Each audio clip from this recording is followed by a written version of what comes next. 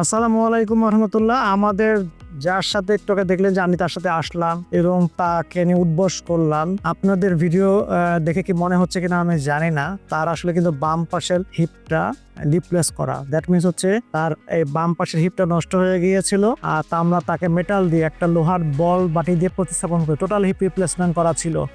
কমলা, আজকে কতদিন আগে আপনার রিপ্লেসমেন্ট করা হয়েছিল? স্যার বিগত আর কয়েকদিন গেলে হয়তো 1 বছর পূর্ণ হয়ে যাবে। মানে আর 5-7 দিন গেলেই 1 বছর হয়ে যাচ্ছে।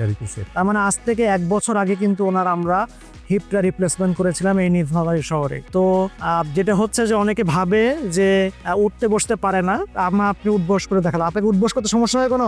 না স্যার। ওনার মুখে শুনলেন যে রিপ্লেস করার কোনো সমস্যা হয়, এবং হাঁটার গতি স্টাইল দেখে কি আপনাদের মনে হয়েছে যে তার হিপটা রিপ্লেস করা? আমরা কিন্তু পৌঁছ করছি। আমি ডাক্তার মোহাম্মদ জিলুর হাসান রনিক, কনসালটেন্ট হিসেবে জাতীয় অর্থোপেডিক হাসপাতাল ও পুনর্বাসন প্রতিষ্ঠান নিটোরে কর্মরত আছি। তো আমরা নীলফামারী শহরে হিপ রিপ্লেসমেন্ট করছি, নি রিপ্লেসমেন্ট করছি, নি আর্থ্রোস্কোপি করছি, লিগামেন্টের অপারেশন করছি। অত্যন্ত যে বড় বড় অপারেশনগুলি আছে সেগুলো আমরা নীলফামারী শহরে করছি, অত্যন্ত স্বল্প মূল্যে অপারেশন করছি যেন আমাদের লোকজন এটা করতে পারে। তো তাছাড়াও যত ধরনের ভাঙাচোরা, যে যত ধরনের ইমপ্ল্যান্ট ক্ষেত্রে অপারেশন, অর্থোপেডিক্স অপারেশন, ট্রমার অপারেশন, সমস্ত কিছু এখানে হচ্ছে, এবং সেই মান হচ্ছে একদম ঢাকার মানে এবং বিশ্ব মানে চেষ্টা করছি। সো আমরা যারা রোগীরা আছে এখানটা বলছি, আপনার নিশ্চিন্ত মনে অন্তত অর্থোপেডিক্স চিকিৎসার জন্য একবারের জন্য হলো আমাদের কাছে আসুন, আমাদের সেবা নিন, ইনশাল্লাহ আপনি ভালো হয়ে যাবেন। সেবা পর আপনারা বলতে পারবেন যে আসলে পার্থক্যটা কোন জায়গায়, সবার সাথে আমাদের পার্থক্যটা কোন জায়গায়। সকলের ধন্যবাদ। আসসালামু আলাইকুম রহমতুল্লাহ।